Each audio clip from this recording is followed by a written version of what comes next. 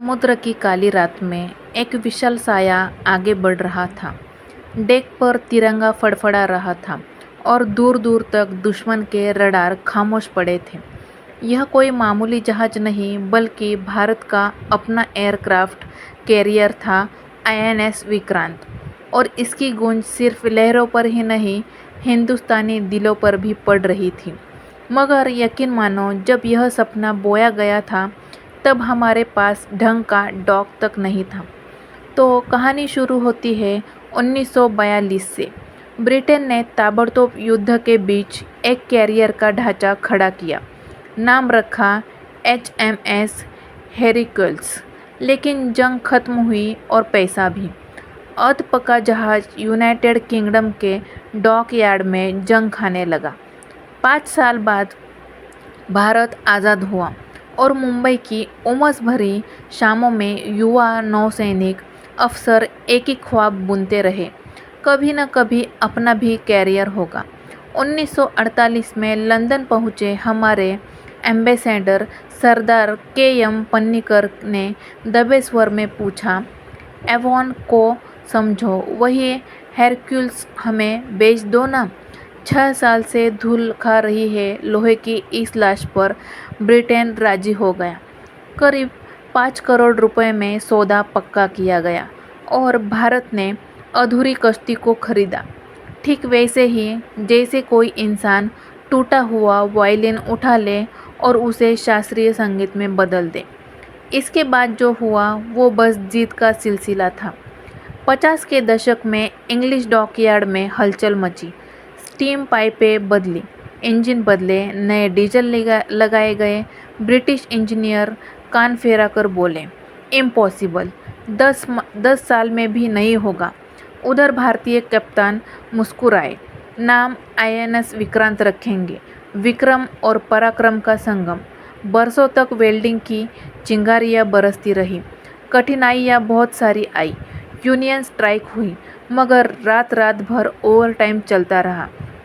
1961 की सुबह आई और पहली बार उस विशाल डेक पर सी हॉक जेट का डमी मॉडल उतारा गया। भीड़ ने ताली नहीं सीटी बजाई, जैसे ही टीम इंडिया वर्ल्ड कप जीतकर आई हो। इसी 1961 में गोवा मुक्ति का मौका आया।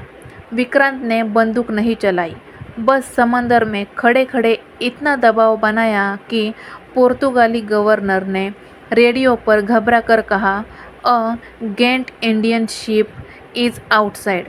गोवा आज़ाद हो गया, बिना खून खराबे के। लेकिन असली अग्नि परीक्षा तो 1971 के युद्ध में हुई। पूर्वी पाकिस्तान पर बम बरसाने का जिम्मा विक्रांत के सी हॉक फाइटरों ने उठाया। चट्टग्राम, कॉक्स बाजार, मोंगला सब धधक उठे। पाकिस्तानी नेवी ने अपनी घातक सबमरीन PNS गाजी भेजी। मिशन था विक्रांत को डुबो दो। किस्मत देखिए, गाजी की रहस्यमय धमाके से समुद्र में दफन हो गई और विक्रांत लहरों पर विजयी खड़ा रहा। रेडियो ढाका ने सिसकते हुए ऐलान किया, be fearful, the sea is on fire. उसी पल यह जहाज़ किंवदंती बन गया। समय बीतता चला गया और 90 का दशक आया। स्टील बूढ़ा होने लगा। 1957 में विक्रांत रिटायर हो गया और मुंबई के भाऊचा धक्का पर म्यूजियम बन गया। स्कूल के बच्चे डेक पर दौड़ते, सेल्फी लेते, लेकिन सरकार के पास रख रखाव का पैसा ही नहीं था। 2014 में नौसेना ने कहा, स्क्रैप कर दो। सोशल मीडिया पर आंसू बहने लगे, पर जंग लगी प्लेटें आखिरकार गल गल कर कारखानों में चली गई। जिस जहाज़ ने देश को बचाया था, वही लोहे की चेनों में तोल दिया गया। लेकिन कहानी यहाँ ही ख़त्म नहीं होती, आगे सुनिए। 2003 कोचीन शिपयार्ड में पहला देसी स्टील प्लेट कट गया। इंजीनियरों ने पुराने विक्रांत की एक मुट्ठी मिट्टी पूजा में मिलाई और घोषणा की, अब पूरा कैरियर यही बनेगा। किसी वेल्डर के हाथ में उसके पिता का खत था, बेटा, मैंने पहले विक्रांत पर काम किया, तू नई पर करेगा।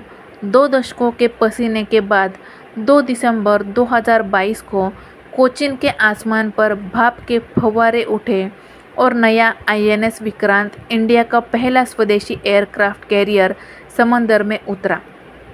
राफेल M और MiG-29K ने टच एंड गो किया। ड्रोन स्वार्म टेस्ट हुए और दुनिया ने देखा कि हिंदुस्तान अब सिर्फ टैंकों तोपों का नहीं, समुद्री महाशक्ति का भी नाम है। तो दोस्तों, 5 दशकों में जंग लगी लोहे की हड्डियों से लेकर चमचमाते स्वदेशी स्टील टाइटन तक, विक्रांत महज एक जहाज ही नहीं, यह भारत की जीत का तैरता हुआ सबूत है। अगली बार गेटवे ऑफ इंडिया के पास समुद्र देखोगे तो याद रखना, उन्हीं लहरों पर कभी विक्रांत ने दहाड़ लगाई थी और फिर लगाएगा। अगर ये कहानी दिल छू गई हो तो लाइक ठोको और कमेंट में बताओ कौन सा मोड सबसे ज़्यादा सिनेमैटिक लगा। और हाँ, सब्सक्राइब करो फैक्ट वेद को, क्योंकि हम हर हफ्ते लाएंगे ऐसे ही देसी इंग्लिश कहानियाँ। तो ऐसे ही नए नए वीडियोस देखने के लिए फैक्ट वेद को सब्सक्राइब कीजिए। जय हिंद, जय भारत।